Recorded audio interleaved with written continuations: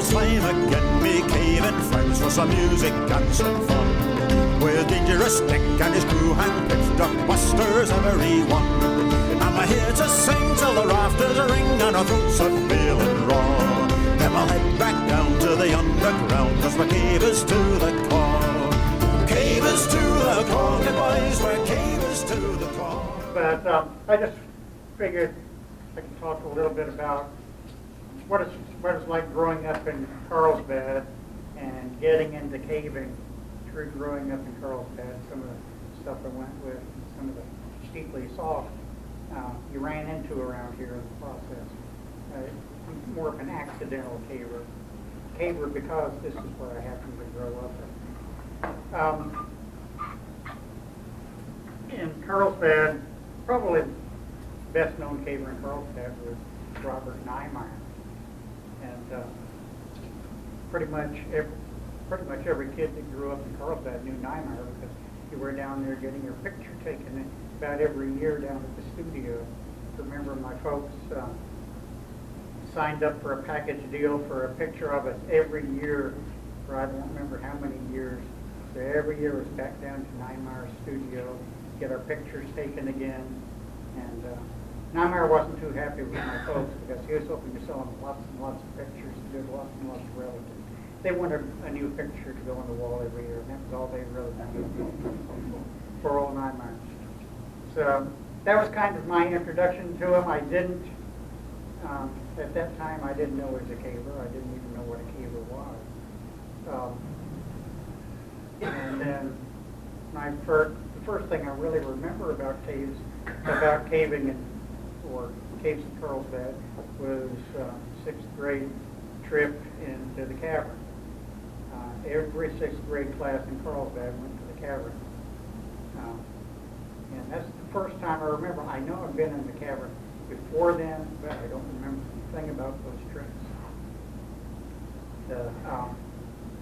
That trip was just getting at the point where caves made a little bit more sense to me, and it started getting a little bit more interesting. Really, after that sixth grade trip, the following year, well, even starting that year, I started having physical problems. I was having trouble getting around, problems with my back and my legs and everything, having trouble getting around. So caving hadn't really interested me. What was getting me interested was photography. And so I started taking a lot of pictures. My dad had an old darkroom stashed away in the attic of the garage. So I decided, well, I'll start taking lots of pictures. That started dragging me down to Niemeyer's more and more and more for chemicals and paper. And whenever I go down there, he would have the window of his studio full of pictures. And some of those pictures would be cave pictures. And most of them black and white. And those things just kind of tended to draw you in. You've all seen Niemeyer's pictures. And those just plain draw you in. Shortly after that, I got in Boy Scouts. And one of the things in Boy Scouts was what they called the camporee. It was out of Seven Rivers. And the leaders of that camporee made a big mistake by announcing to all the scouts out there, now there are a bunch of caves out there. They're dangerous, they'll kill you, don't go in them. As soon as the sun went down, more flashlights were wandering out past the boonies, including my flashlight. And I remember looking down those big holes down there, and that draw was really there. Really started getting interested in them.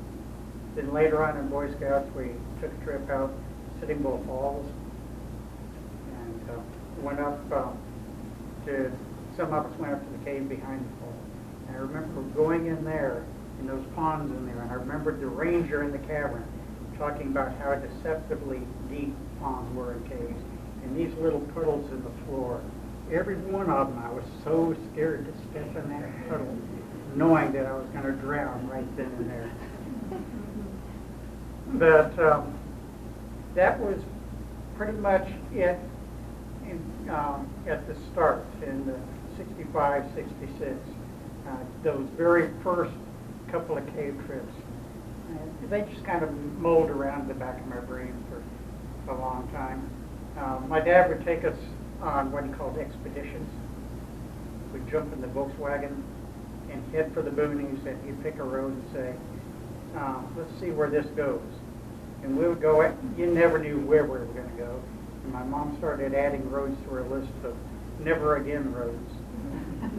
And one of these never again roads was out west of town. We went out, we saw Spencer Dam, we found the Golden Eagle copper mine, we found all sorts of stuff out there. Then we got way up on a hill, and Fritz the Volkswagen high-centered and very thoroughly wedged. And while my dad was trying to get the Volkswagen loose, my brother and I went wandering around. We found a big old hole dropping down to the ground with an old wooden ladder going down it, and a sign next to it that said, Lechigia Mine. It wasn't until years later I found out that Lechigia Mine was McKittrick Cave. They were mining up the formations still at the cavern. I imagine a bunch of you have been in Endless Cave and McKittrick Cave and seen what that did to the caves. But after that, I was in band in school, got in 9th grade, and band director was a guy named Jerry Trout. You, I guess most of you know Jerry. I don't know how many of them, how many of you know that he was originally a high school, a school band director. And in that band class, one day he announced that he was starting an explorer scouting post, a caving post. And if anyone was interested in getting in that caving post, let him know. So he could let us know when the meetings were starting. So I told him I was interested. I was a pretty wimpy looking kid and very much of a geek, into photography and ham radio and model rockets and terrified of girls, you know, the geek. And so I told him, and then waited and waited and waited. Never heard another word from Jerry Trout. Well, finally, I had enough of this, and my brother and a friend of mine, another one of the geeks, Tom Kendall was his name. If you've read Carlsbad Caves in a Camera, you may remember a character in there, Sonny Kendall. This was Sonny's son. And we decided, enough of this waiting, we're going to go find a cave. And we went out and found, and well, got a little bit of help from Sonny, Endless Cave. Went out to Endless Cave. Back then there was no gate on it, no permits required. You just went out and you went through the cave. And we went into Endless Cave and got ourselves so hopelessly lost down there. It's well named, Endless Cave. You loop around all over the place, and circles have no end. So it's a very well named cave. But we went out and got hopelessly lost, way, way, way back there in the back of the cave. We figured we'd never get ourselves out, and then stuck our nose through a hole, and right in front of us, there's the entrance again. That hooked us, and I've been hooked on caving ever since. We would go out almost every weekend and get ourselves hopelessly lost in there again. Learned the cave quite well by getting lost in a different place every time. We heard about an area in there called the War Club Room, and I don't know how long we spent. It was probably a couple of years at least looking for War Club before we found out that the entrance is actually buried. So finally got in there and found the War Club Room. But that was primarily where we were going caving. Now and then we'd go out and look for something else. We went out and looked for and found Lost Cave, which isn't all that lost.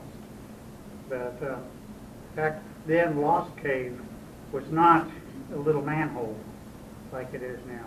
It had a big chimney entrance. It was all sealed up for that underground stay experiment you've probably heard about. And we went to that thing, and the main thing I remember about Lost Cave was the very, very ripe dead cow at the bottom of the chimney. And somehow or another that didn't chase us off caving either. So it was Jerry Trout that got me started in caving, but never by taking me caving. Let's see here. What else?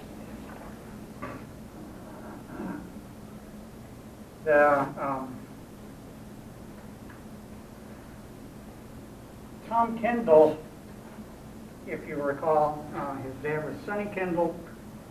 Sonny had a business. He had a machine shop out in his backyard.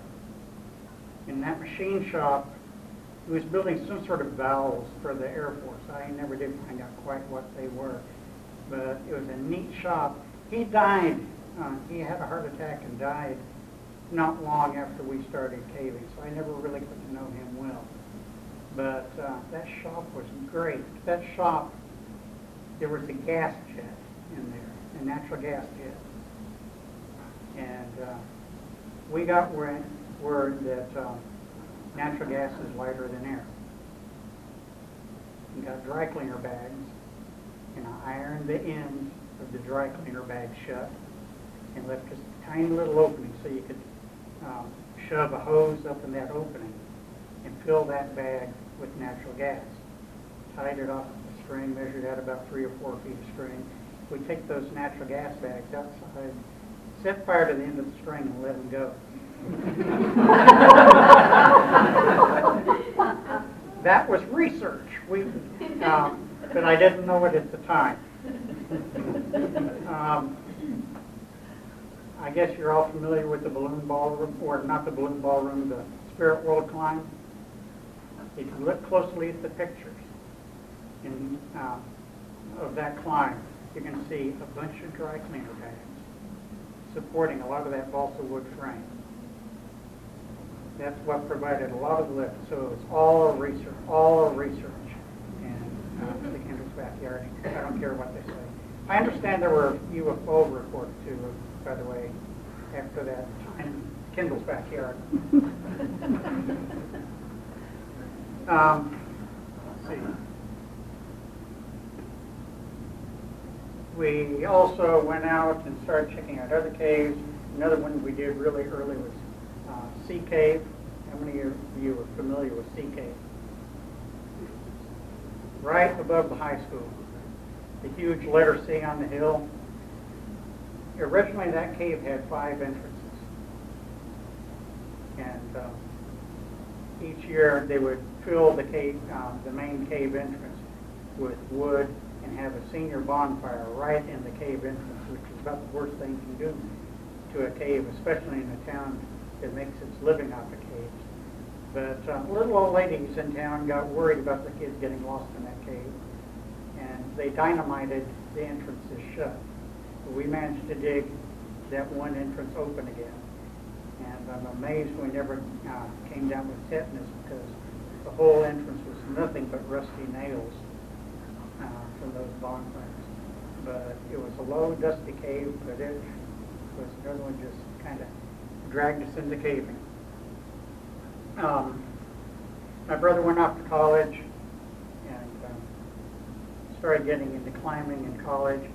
He came back and we went on another trip to Endless Cave, and we were back at the top of the expressway, and he decided he was going to show us how to rappel. We didn't have a rope. We had a 2-inch nylon webbing, and it was about a 15, 20-foot slope, and he showed us how to body rappel. And body rappel in that webbing. I'm glad it was a webbing. It distributes the pain a little bit wider. And I remember just how terrified I was on that 15-foot body rappel down that slope. And I remember how elated I was at the bottom, and went home after that cave trip and spent the next day rappelling out of the tree all day long. I was hooked on vertical caving then. Problem is, Didn't know how to go pack up a rope, but I sure could rappel on a 2-inch nylon whippet. The first mechanical descender I had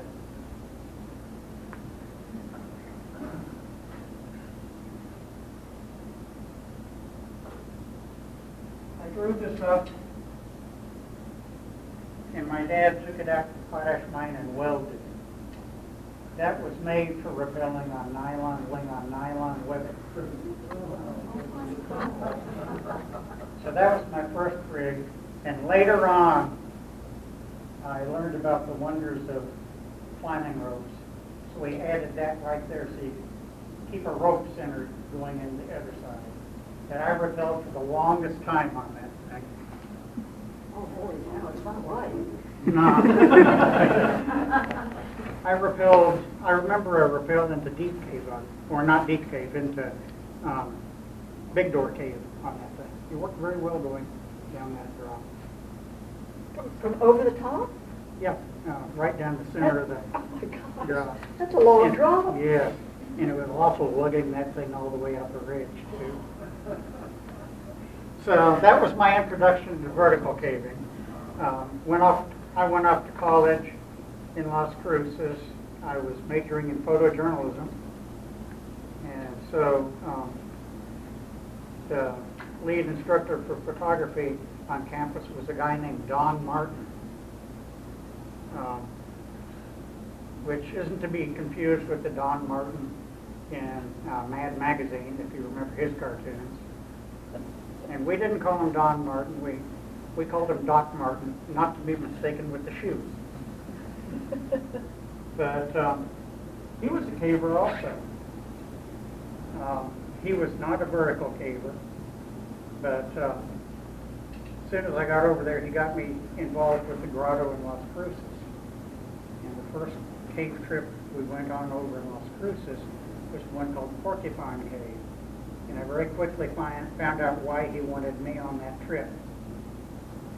You know Wind Hicks Cave, how small and narrow hole it was? Porcupine Cave was sort of like that. And partway down the hole was a family of porcupines. And he thought I was the only one that might be small enough to get past them. So that was my introduction to caving in Las Cruces. Porcupine Cave. There are not that many spectacular caves around Las Cruces, though there are a few pretty neat ones. But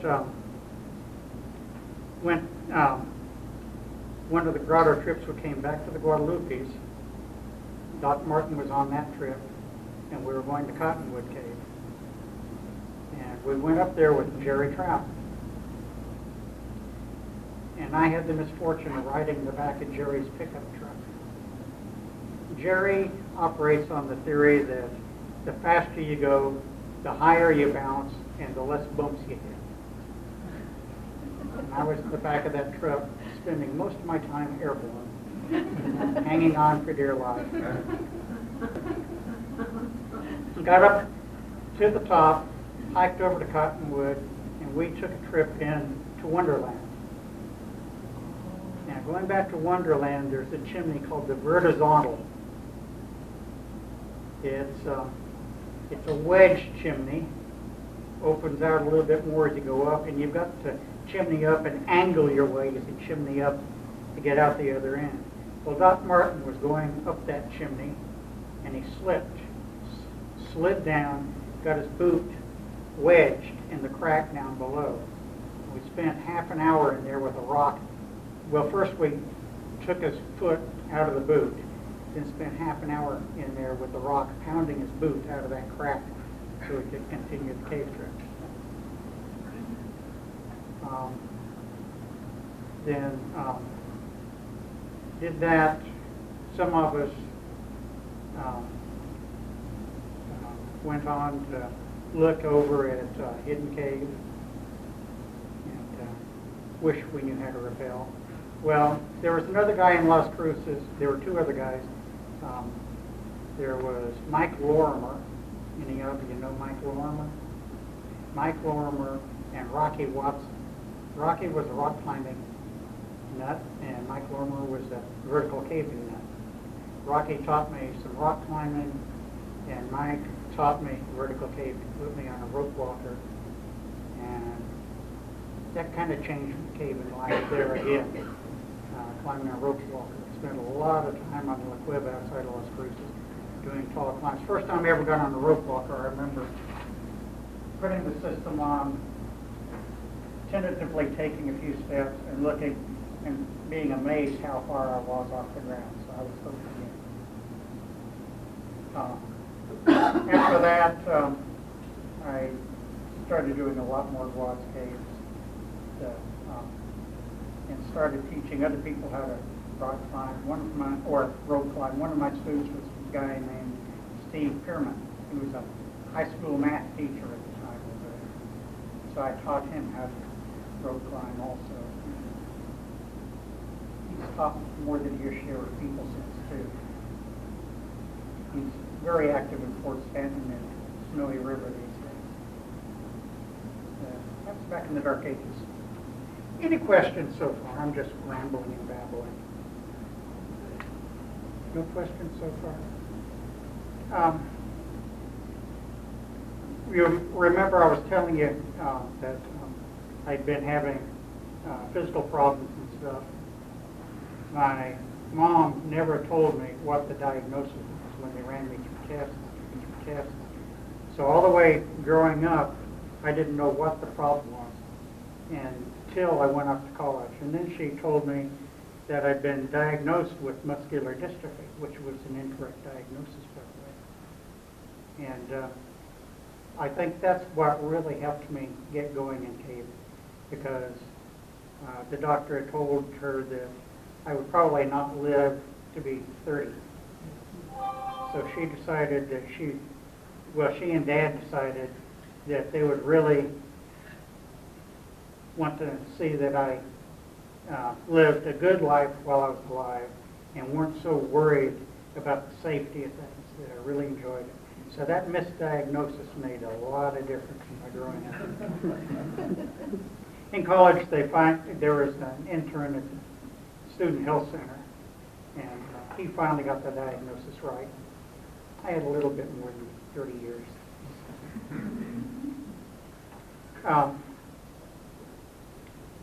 Then after college, went to work for a newspaper for a year. Got some scouts there. I did get a scout troop going for caving, and I'd bring them here to Carlsbad and take them caving while I was there, but I was only there for a year. Then the newspaper I worked for sold out. I came down, was looking for a job, and Park Service was hiring GS2 warm bodies. That's the job description of a GS2, is a warm body. They also double as door stops. But so they were hiring GS2s. They had an electronic radio, a radio system down there, an antenna buried around the trail, and so as soon as you stepped inside the loop of the antenna, you pick up a radio message. Well, the company that had been operating that system, that was put in, by the way, because they had just quit the guided tours, and they needed something, so they put that system in. The company went bankrupt, and when they went bankrupt, they lost their only interpretation of the cavern. So they were looking for GS2s to fill the cave with, just have a presence down there. And I hired a bunch of GS2s, ran them through 2 weeks of training, sent them to the cave. A few of them dropped out. I hired some more GS2s, gave them 2 days of training, sent them to the cave. A couple of them dropped out. They finally picked me up in the 3rd round. Gave me 2 hours of training. Sent me to the cave. And I've been there one way or another ever since. I had been working for Cavern Supply out there for a good number of years, though, so they kind of knew me. Let me back up a little bit also. Back when I was in college caving, we came down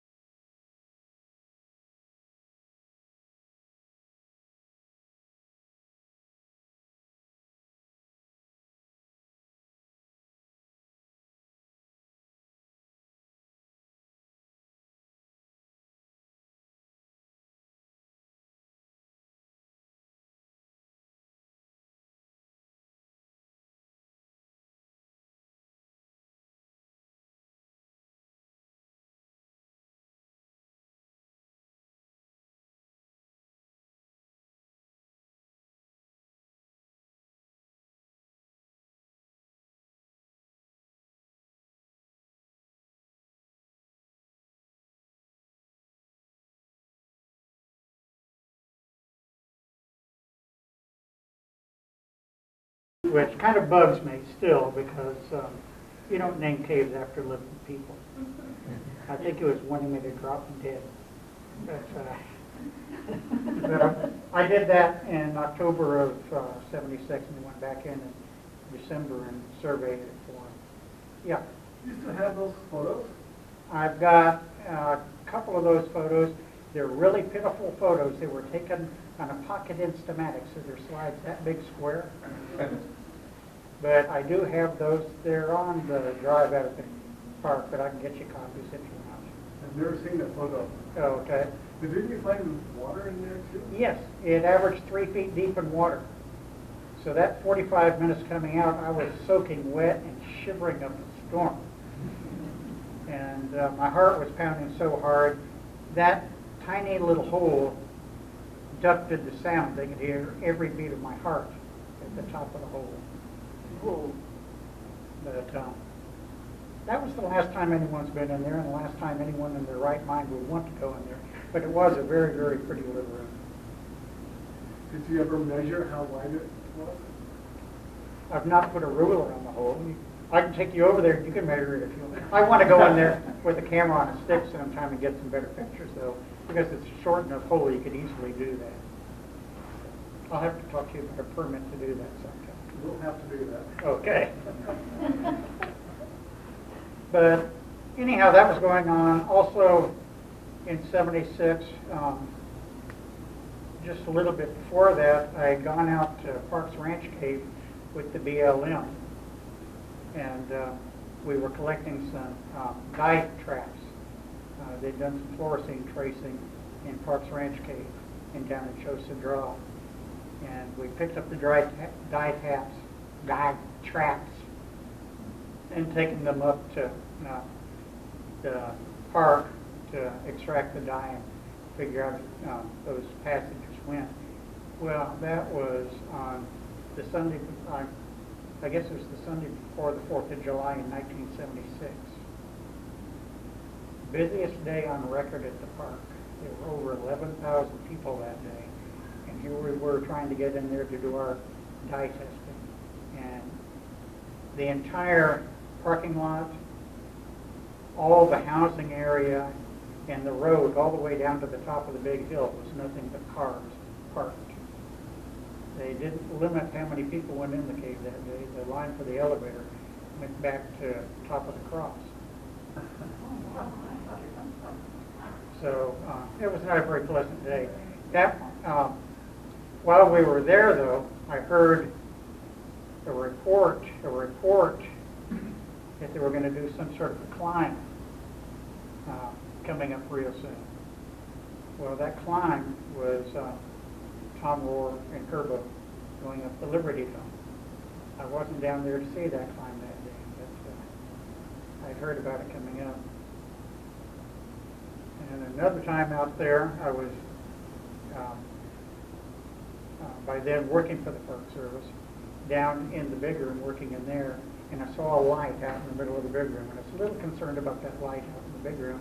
Went over, well, it was Kerbo, and he was down there with a telescope and a very bright light shining it up in a hole in the ceiling of the big room,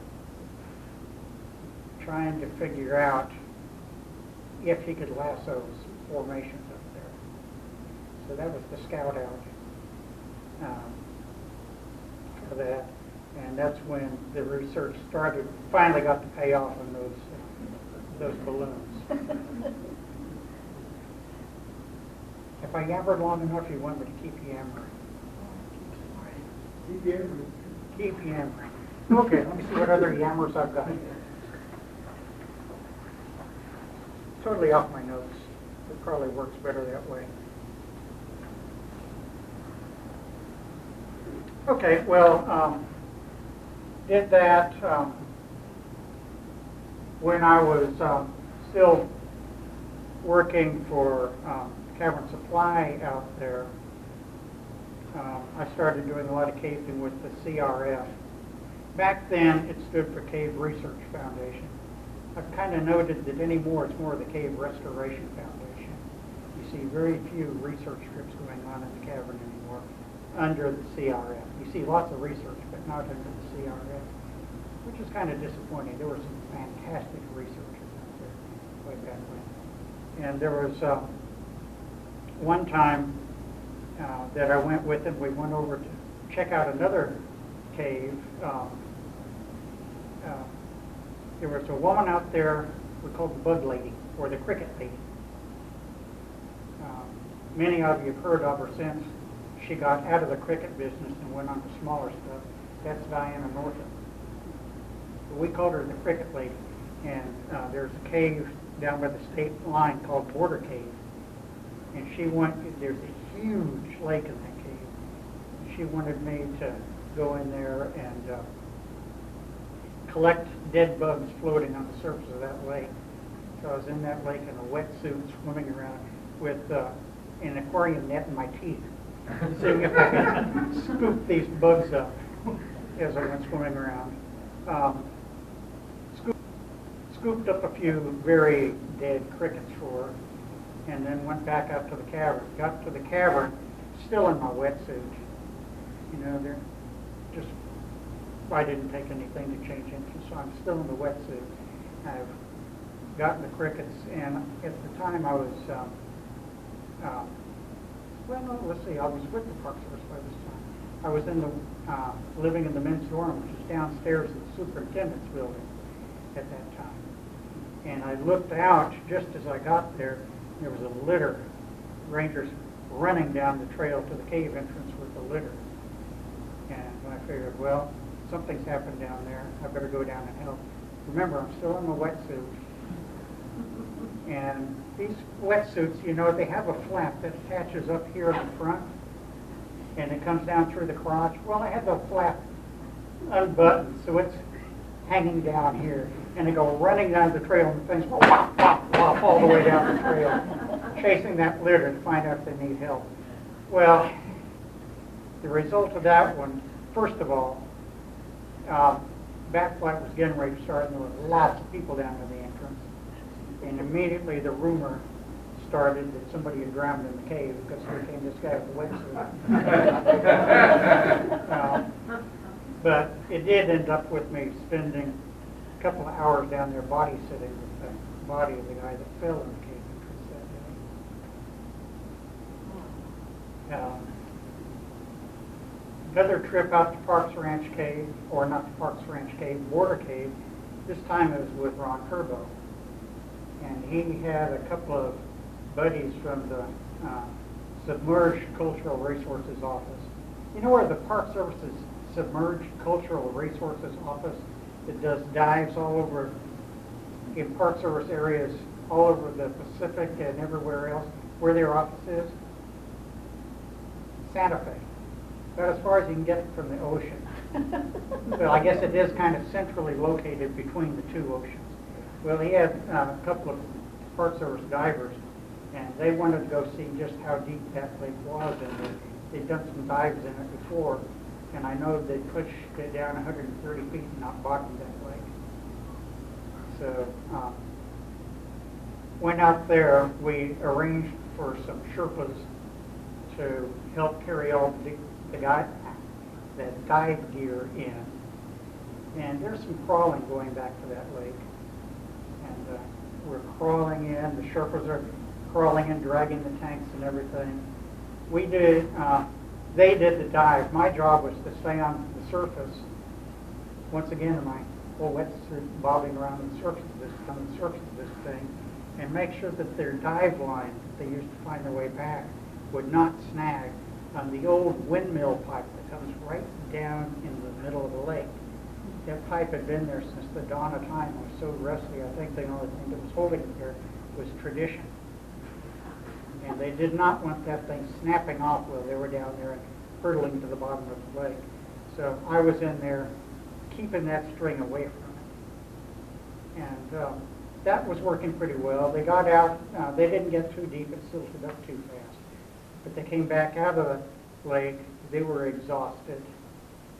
And we found out we'd had a miscommunication with our Sherpas. And they'd taken off surveying in the cave somewhere. They were nowhere to be found. So we were crawling back out of there, lugging the tanks. And the only things I'd ever heard about dive tanks is don't ever bump the neck on those things. It'll take off like a rocket. And we're going through there, and every now and I was leading, and every now and then a clunk behind me, I'd flatten out. A little later, clunk, I'd flatten out. Then there was a clunk, hiss. Boy, I thought I was going to dig myself a trench. They bumped the valve and slightly cracked it open, and it had hissed, but I knew I was dead at that moment. We got out of the cave and came out in the closest thing I had ever up until then seen to a blizzard. And we're all in our wetsuits. Soggy wet. Well, Kerbo and I were ahead of the other guys. And I'd ridden up with Kerbo. He still swears I took the most circuitous route possible back to the vehicle. And here he is following me. We get back to Kerbo's car.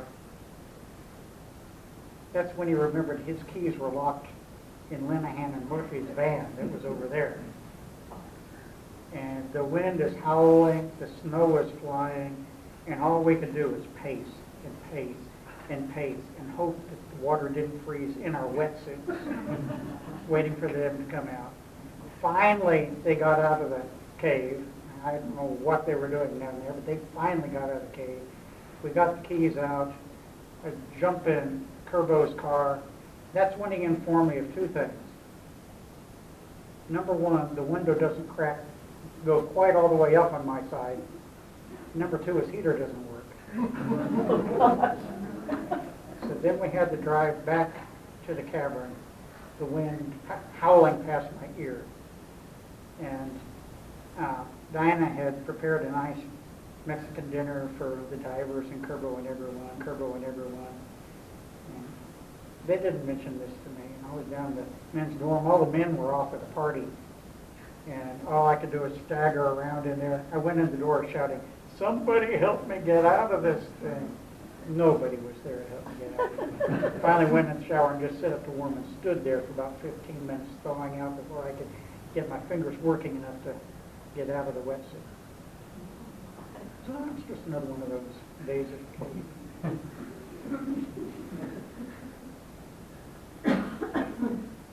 Let's see, another adventure with Kerbo. He asked me one time to come along with him.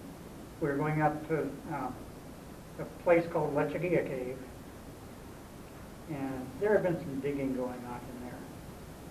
So our reason for going out there was to rappel in and try to determine just what the extent of the guano mining had been in there, because Lechagia had been mined for guano. And I remember that drop in down and looking at it, we pretty much concluded they'd done a couple of test trenches, and that was about it, and had never really mined anything out of there. But then we went over and looked at this little hole over there where they'd been digging, and air was just roaring out of that hole. And I thought, yeah, that's interesting, but I know of a lot of blowholes in these mountains. That was shortly after somebody broke, I don't remember who it was they broke their leg. They had tripped and fallen back into that hole and broken their leg. But that was not the hole that finally made the connection. But it was interesting seeing that air come out of that hole. Another time, we went once again with Kerbo. He asked me if I wanted to come with him to check out a cave. There had been a fire that rolled through and burned the brush off, and the firefighters had found a little hole. So we went out to check out that little hole, and it was a miserable little belly crawl and stuff going back in there. And I was happy to sit outside while Kerbo checked that one. And he came back out and concluded, well, he decided to name it Madam X Cave. You'll find it in the park file somewhere, Rod, but don't expect a great deal on it. He called it Madam X Cave because Madam X was an adult bookstore in Albuquerque, and both of these things were dirty dives.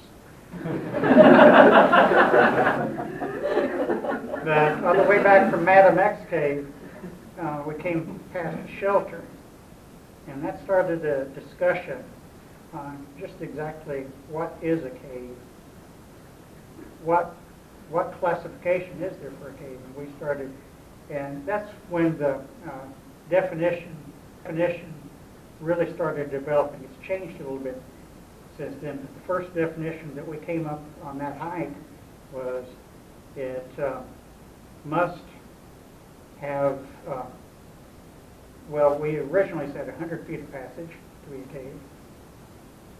It must have a dark zone, which has been dropped since. It must be navigable by man, and the entrance must be narrower than the passage is long. If it's not, then it's a shelter cave. But that was all out of a little trip out to a dirty dive out in the North. Any other questions on any of this? Oh, I have a question. Yeah. You were working at the park, I can't remember the year, 79, 80, somewhere in there, when idiots from Odessa went down with shotguns disguised as a crutch. I had been working for the Park Service 1 month. My uniform hadn't even come in yet.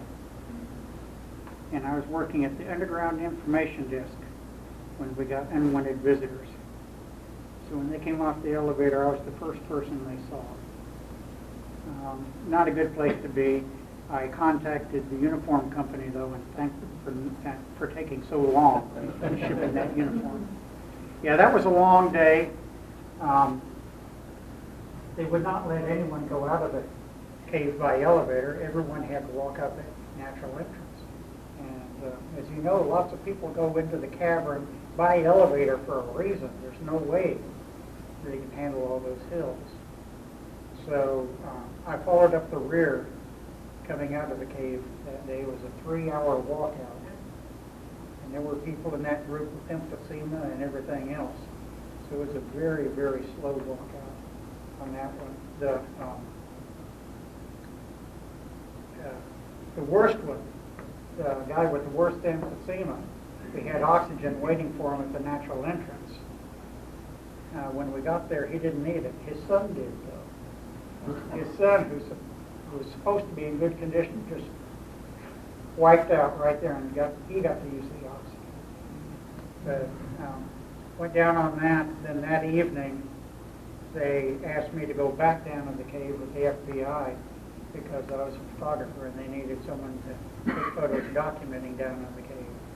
So I was back down there, and I never saw such an arsenal as those guys had managed to smuggle in on the elevator going into the cavern. 30-30s, shotguns, you name it, more ammo than you could ever imagine. And they had to shove down their pants legs, and they were on crutches, so nobody noticed. Other questions? Could you tell us about going to Gondrenas Cave? Went down to Mexico. There's a deep pit. We went down there. That was, that was 22, I guess around 22 years ago. Mike Queen, a guy named Lance Matson, and I decided that we wanted to go down to Golden Greenness. I imagine most of you are familiar with Golden Greenness. It's a deep, deep pit down in Mexico. It's 1,097 feet to the bottom on the shallow edge. And it bells all the way as you go in. So when you rappel into that thing, you've got 80 pounds of rope hanging below you, which makes for a challenge going into the cave, just getting over the lip. And there are 2 ways you can go over the lip of that cave. One method is to run 2 ropes over the edge. One of the ropes you rappel over on, and then you transfer to the other rope and continue your rappel. But that's a very high pucker factor, disconnecting from this rope and connecting to that rope over 1,000 feet above the ground. The other way you do it, and it's the way we did it, we still had 2 ropes hanging over the edge, but the second rope was had a haul system on it and a cinder on the end of the line. And that was flipped in just a little ways over the edge. You use the haul system, haul up the weight of the rope so you've got slack. You can rappel over the edge, and once you're over the edge, they let the slack down. You disconnect the cinder, rappel past it, and then continue on down. And the rest of them were using rappel racks, standard racks with spacers between the top bars, because there's so much friction there, the bars jam together and you'll wedge up and won't go anywhere. I used an extra long rack. It still had 6 bars on it, but and you use 6 bars the whole time. There's no way with 80 pounds of rope you're going to be able to add or take off bars. And as you go down, you just keep sliding those bars up. So you start out with it all spaced out, and by the time you're at the bottom, they're all crammed together like that, going down. And I rappel barehanded on things like that. One hand on top of the rack, one hand down here. In fact, on that one, you aren't holding with the brake hand, you're controlling the spacing on the bars to control your speed. And the hand up here is the thermostat. Because something that deep, if you go too fast, you're going to melt the rope. So as long as you can hang on to the top of the rack, you're not going to melt the rope. And it was about a 30-minute rappel going down that one. And you have about a 2-hour climb coming back up. It was a neat trip. That was Mike Queen. He did not go down. Lance Manson did go down. And the interesting thing about Lance is, after that, later on, he went ahead and got his law enforcement commission for the Park Service. And right after he got his commission, the very first call he got on, there was a vehicle parked out at the Rattlesnake Canyon trailhead. And you remember that the mercy killing slant murder or slant whatever it is, that was his very first call after getting his commission. And it didn't scare him off. Last I knew, he was doing law enforcement over in Big Bend. So I guess he did okay. Other questions?